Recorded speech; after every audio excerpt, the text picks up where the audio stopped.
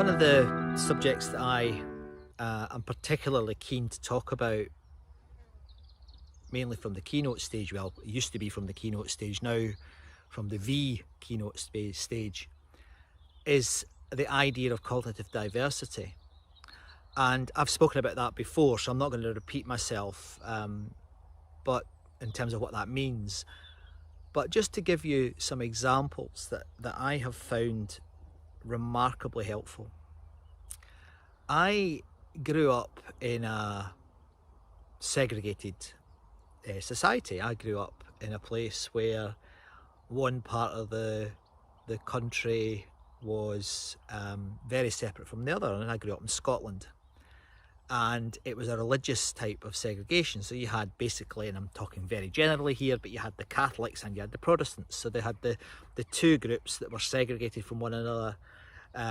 Pretty wicked, really, because you had faith schools, which I still think are pretty horrible things, and I know that's a view that not everyone agrees with, but I think they're pretty horrible because they just create division with children when they're at a very vulnerable and impressionable age. But so I grew up with this prejudice against all organised faith. I mean, it's something that I maintain in some respects. However, what I've learned is that it was a foolish thing to just dismiss it out of hand, because what I've found in the last 5 years, when I've been working with larger groups and working with people from across the world, is that for me to not listen to that, for me not to consider certain elements of those faiths, is to miss a point. So I've studied many of the faiths now to some degree, and there's a few of those that I particularly like. I mean, I love the Quakers. I think the Quaker movement, the based on friendship and coming together and groups, is terrific. And in fact, my friend Julian mentioned this just the other day, that he'd been exposed to it and found it very, very positive.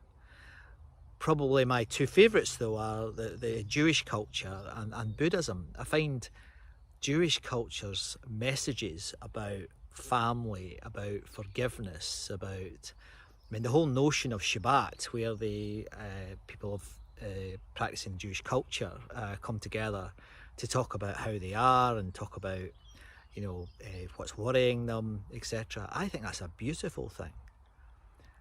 Buddhist culture is another one that I find fascinating, and its focus on inner development, the inner work, what's going on in here and how we then express it, is fascinating. And there are a few writers in that space that I really enjoy, and I know that I'll come back to these in future videos. I've just started reading this one actually, When Things Fall Apart by Pema Chodron, who I've been aware of her work for some time. She's I think she's over 80 now, and she's a Buddhist nun, and has written, she's written so many books. And this book was recommended by Krista Tippett on the terrific Faith Foundationed podcast On Being. So I always follow Krista's advice. When she said this was wonderful and life-changing, I thought, well, I'm going to have to read that. But so what's the point? Well, what I'm saying here is that even where you are part of a group, even where you are happy with that group and convinced that whether it's a political group, a faith group, even if it's a social group, one of the things that you could really benefit from, if my experience is anything to go by, is to look outside your group, and rather than to look for ways of not engaging with them, look for ways in which you can learn from them. Look for ways in which you can almost cherry pick the good stuff and put that into your mind and into your daily practice. Thank you.